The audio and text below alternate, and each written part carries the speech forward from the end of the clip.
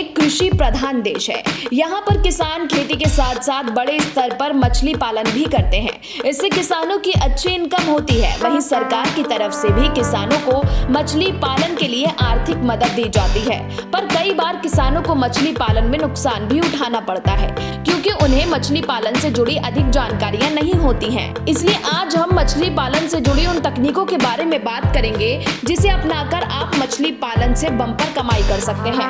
मछली पालन के लिए तालाब की गहराई 5 से 6 फीट होनी चाहिए क्योंकि इतने गहरे तालाब में मछलियां तेजी से बढ़ती हैं।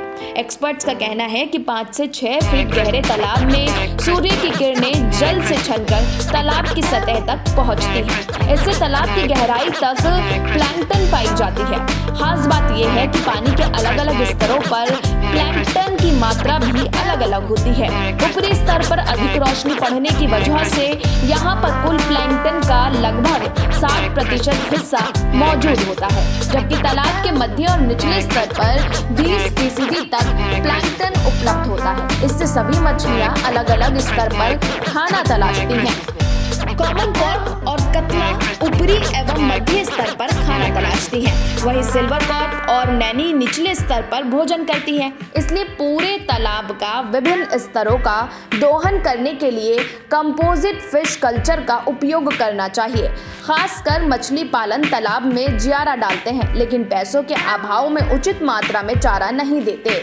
इससे मछलियों की ग्रोथ तेजी से नहीं होती है। ऐसे में मछली पालकों को उतना फायदा नहीं होता। इसके लिए एक उपाय है। अगर किसानों के पास मार्केट से मछलियों का चारा खरीदने के लिए पैसा नहीं है तो वह घर पर भी खुद से मछलियों का भोजन तैयार कर सकते हैं। अगर आप चाहें तो मछलियों के चारे के रूप में गाय भैंस के गोबर का भी इस्तेमाल कर सकते हैं क्योंकि मछलियां गोबर पर भी पल सकती हैं। आप तालाब में सीधे गोबर को डाल सकते हैं। इसके अलावा बकरी के मल का भी इस्तेमाल किया जा सकता है, लेकिन बकरी के मल को चूरन बनाकर तालाब में छिड़काव करना चाहिए। कड़ा होने के चलते बकरी के मल पानी में आसानी से नहीं घुल पाते। ब्यूरो रिपोर्ट, फसल क्रांति न्यूज।